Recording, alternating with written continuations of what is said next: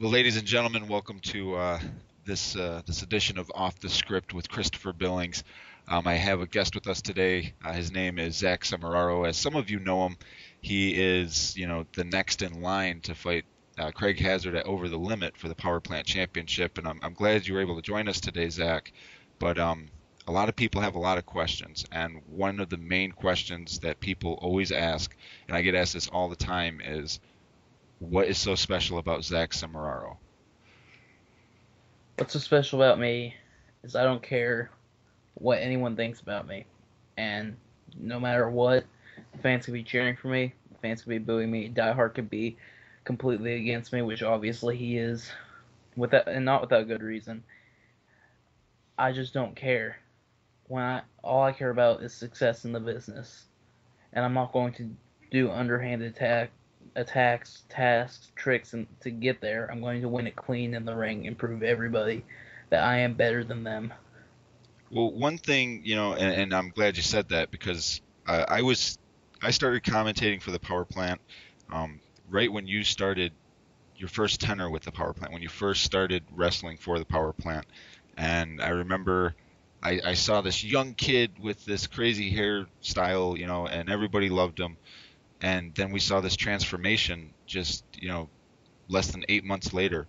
And you all of a sudden kind of, I don't want to say you turned your back on the fans, but you kind of went your own way and became a lone wolf. I mean, at that point in time, from when you first started with the power plant up until right before you became the TPP champion, what was the thought process from going from being liked to not being liked anymore? I mean, what happened? What was the transition there? Well, you could say I turned my back on the fans, even though I don't see it that way. Basically I was naive when I had my Jufro and all that. I entered the business thinking I could please the fans, I could be nice to all the other wrestlers and still be successful, when that's just not the case. So after I was let go based on a random draw, I was fired because they pulled my name out of a hat. I sat at home thinking, how could they fire someone with such potential versus some of the other talent that was kept? And I I just thought about it, and I realized it's because they didn't see me as anything special. They just saw me as some good in-ring talent that had a nice face. They didn't see me as a future world champion. They didn't see me as a future anything. They saw me as a filler, someone that they could put in, know a good match would happen, and the fans would cheer. So from that day, once I realized that, I told myself it's time to grow up. It's time to mature a bit and do what I want. And if the fans agree with it, they'll cheer it. If they don't, they won't. But in the end, if I have a championship around my waist, or I'm getting what I want or what I desire, I'm fine. Well, that brings up the question when we saw you return, and anybody who doesn't know, you successfully ran the Raw brand of the show very, very well. I mean, it was literally like neck and neck with SmackDown, quality wise. And that's when you were right before you became the Power Plant Championship, or right before you gained the Power Plant Championship. You there was a little bit. It was almost like a tournament match, kind of like what you were put in, currently in the Power Plant. But there was a young man, and he came in on his debut, and you literally you stole his opportunity by hitting him with the chair and stealing the pinfall victory. I mean, how do you explain actions like that compared to shaking your opponent's hand after the match and saying good match, instead cracking a chair over his head and then saying those things you said about him afterward? Wrong place, wrong time. Wrong That's place, wrong time. that's all I can say about it. If I could have been facing Die Hard in that match, and he would have got a chair wrapped around his neck. I came out into that match planning to make a statement, and I happened to be going against Chuck Danielson, or whatever his name was. Now, as I recall, I don't think he's wrestling anymore, so he kind of took that statement to heart. Well, see, and that's the thing, and I've always been a big Zach Semeraro fan. I mean, I think you do spectacular in your matches. You are probably one of the best in the business, and that goes without saying. But who, there was a lot of rumors flying around on the internet about who contacted you about the relaunch, and what I'm wondering is, was it Die Hard that contacted you? Was it Melinda? Was it somebody else in TPP management? I mean, what was the approach that got you to come back? Like, what did they offer you to get you to come back? Mel- Melinda, here's what I was told, whether it's true or not. Melinda and Die Hard were discussing the finances of returning the company, and once they got it all sorted out, they started bringing together a list of wrestlers they would like to bring back. And they got it together, and then Melinda brought up my name, which infuriated Die Hard, saying that I wasn't, I should not be in the power plant, that it's nothing but bad business. And Melinda insisted and insisted, and finally he's like, fine. And then, because he knew deep down that I'm good business, and Die Hard wanted to offer me a terrible, terrible contract, but Melinda went behind his back and offered me a very lucrative deal. Not anything over the top or expensive, but something that brought my attention to, even though I wasn't respected where I was going, it was worth the price to try and earn that respect. So, and that's one of those kind of interesting aspects of things because for a lot of people they don't know, but Die Hard, even though he's retired now, he's considered kind of like the locker room general. And when he was wrestling and when you were first starting out, I mean, he was kind of like a tyrant in the locker room area.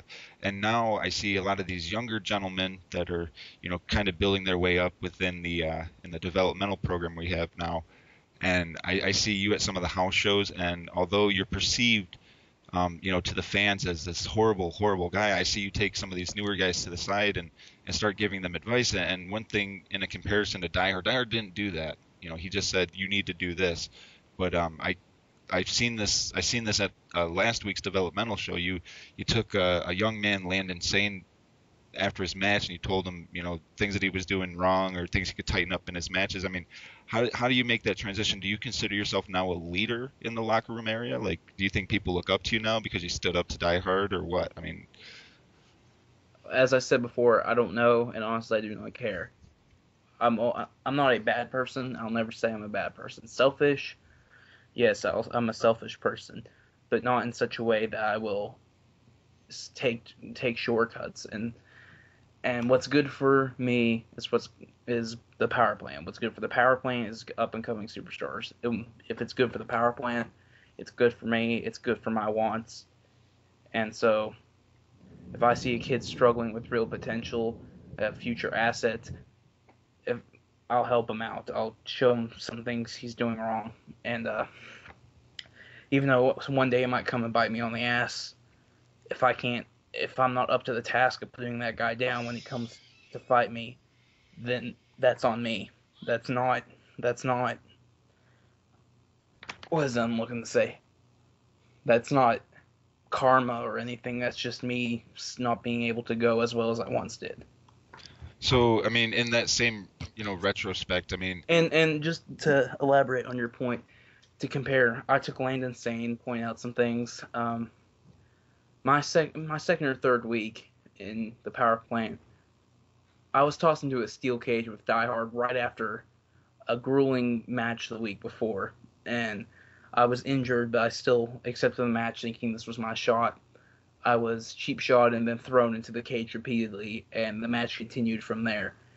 And that's how Die Hard treated the younger guys in the locker room. so just kind of like rough shot, rough them up, you know. It wasn't even tough love. It was just, and it wasn't survival of the fittest. He wasn't trying to break you so to see if you would quit or swim. He just wanted you. He wanted you to fear him so that no one would stand up to him and no one would try to take his championship away. Well, I'm gonna probably get a little bit of slack from Die Hard for asking this question, but we've always known Zach Semeraro to be a straight shooter when it comes to things, and I don't know if you heard this or not, but there were small rumors that that last year before when Die Hard was wrestling that he was excessively on some substances, which clearly would violate the wellness policy and the power plan. I mean, can you shed any light on that? I mean, did you ever see that or hear about it? I did not, and even if I did, it's no one's business but his and Melinda's. And I never talk to Die Hard outside of the business. I occasionally talk to Melinda if she needs advice on signing talent, or we just happen to run into each other out and about when we're doing a show. But Die Hard's business is his own, and if he's not wrestling, then I'm not going to say anything about it. The second he steps into that ring, it becomes my problem, and I will bring to light the issue. Fair enough, fair enough. And then one other thing I wanted to ask you, and then we'll kind of wrap this up a little bit. But do you believe that there's a pecking order in the power plant? Like, I mean, everybody assumes that Die Hard's always going to be at the top. When he was wrestling, and like the guys in TCO, or the guys that were in TCO at the time, like Jordan Moore, Brick Wall, people of that nature. I mean, do you believe that throughout every time you've been with the power plant, do you believe that there was a pecking order for people that were going to get title matches, or the way that they were booked into matches, like Brick Wall, like when he was booked against Lil Saint in 2010, matches like that, matches that would presumably be easier for them to win. I mean, do you think that there was a pecking order in place? Previously, in my first run, I would say yes. I was given one opportunity, despite in my debut match almost beating James Braden. I was very green, but I was given one shot, and that was in a situation where I shouldn't have even been able. I figured Die Hard thought I would fail, and I made this run for the King of the Royal Crown Challenge.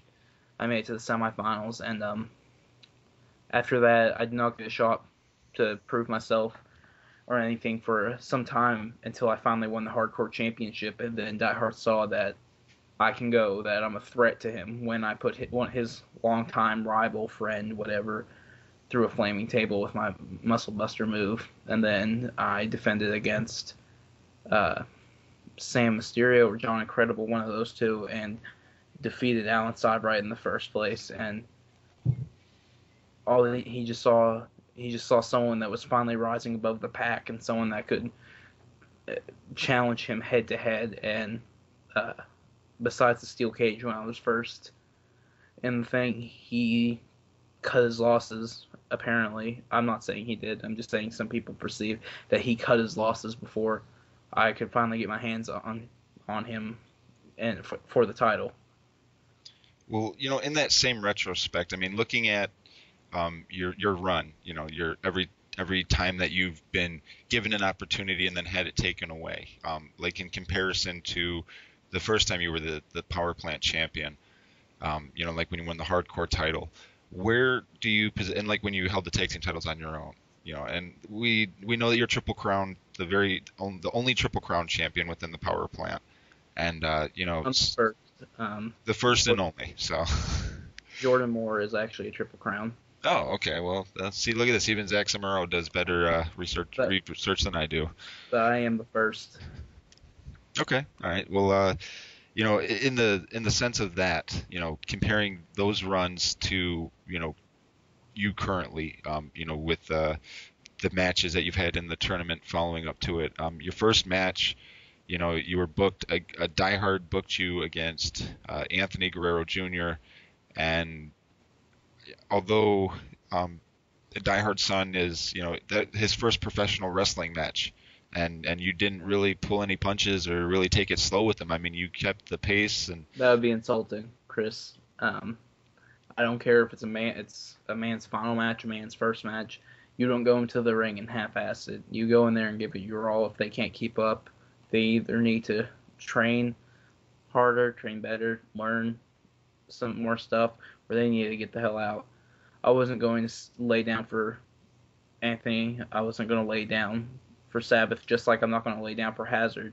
And at some point down the road, there's never going to be an instance where I have to lay down, or there won't be an instance where I will lay down. I might be forced into a situation like that, but no matter what the situation is, I won't lay down. Okay. Well, and then in that sense, I really got to ask the question, what are your plans with Craig Hazard? I mean, as far as everybody knows, I mean, Craig Hazard, he's a very quiet guy. He comes in, he does his work, he trains with everybody, but what what's going to happen when you and Craig Hazard get in the ring? What can we expect to see at Over the Limit? I'd like to tell you that you're going to see an instant classic, technical masterpiece, but that's not going to be the case. The case is going to be whether he goes at it with me. It's going to be a brawl, and I'm usually a more technical wrestler, but I'm gonna take it to him, and I'm gonna go as hard as I can. And there's not gonna be submissions. There's not gonna be mat wrestling. It's gonna be punches. It's gonna be kicks. There's gonna be headbutts, forearms, and then finally it's gonna end with me, catching him, T-bone, suplexing him, and pinning him. Well, in that same kind of on the tail end of this, what is something you would like to say to your fans or the viewers of the power plant, of what Zach's like? Summarize Zach Semeraro and who he is, what he does, and how he does it. Just summarize for the fans and the viewers. Selfish, fair. 2 words, just 2 words. That's all you got. Just 2 words of who Zach Semeraro is. Honest, selfish, and fair. The three most important words to describe me. Okay. Well, that's fair enough. I will accept that. I know some fans think that you're a pretty rough guy, but I do want to ask you one last question before we wrap this up, though. And this is it's not even a personal question with me. We actually had somebody ask me to ask this question, but they wanted to know, outside of the ring, if Die Hard was to approach Zach Semeraro man to man, face to face, what would happen? I would nod my head, basically nod my head, walk the other way. Me and Die Hard do not have a good relationship. I'm not going to sit here and lie, but I somewhat respect him in the sense that he is running a company and he is a former champion, and you don't become a former champion by giving yourself the shot, because at some point you have to defend it. And no matter how many times you try to pull something as pull your CEO weight around, you have to man up, and he's done that a few times. And I don't like him at all, but I'm not going to be hostile towards him unless provoked. And as you see on the shows the past few weeks, I have not been hostile towards him. I've treated him as an equal, and he's not used to that. He's not used to people coming up to him and treating him as their equal rather than as him being some superior being. And I don't see it like that. I see him as an equal man as me. Well, that's very good. I think that would appease a lot of the fans to know that it's not directed hostility at Die Hard. It's just so if hypothetically, if that was James Braden, it would be the same, directed wordage or verbiage that you're using when talking to James Braden compared to Die Hard. Then I have less of a personal issue with James Braden just because, I'm neutral with James. I'm neutral with Jerry. It's just I don't see them as much where they are just wrestlers and they don't have any power. Most of the problems I would have in the backstage area are with Die Hard, but it's like I said, unless he comes to me and starts being hostile, nothing escalates, because usually when I go to talk to someone about management, I talk to Melinda and she relays it to Die Hard. I don't directly go to Die Hard to avoid issues like that. And if at some point you may interview him and he may say it's because I'm scared, and if he says that, it's not true, because I know any day of the week, whether it was last year, this year, if Die Hard ever came back to wrestling, I'd be the first person to want to wrestle him, and I'd be the first person to beat him, and I'd be the person to send him back into retirement, because I am the best in the power plant. I am one of the best in the world in this industry, and no one can take that away from me. Well, Zach, I really want to thank you for joining us today, and I really did enjoy this time that we got to spend together. And for those of you that, No problem, Chris. for everybody that's not watching this entire episode, if you watch the pre-show, you got to see this full interview. So what you're seeing right now is just the kind of tail end of it. But yeah, definitely, Zach Semeraro, he's on a roll, guys, and check out the pre-show stream, and the show stream every Thursday night before it goes up onto YouTube. On I think it's Ustream, Chris. Is that where we do Yep. the show at? Follow me on Twitter at TPP_end_game.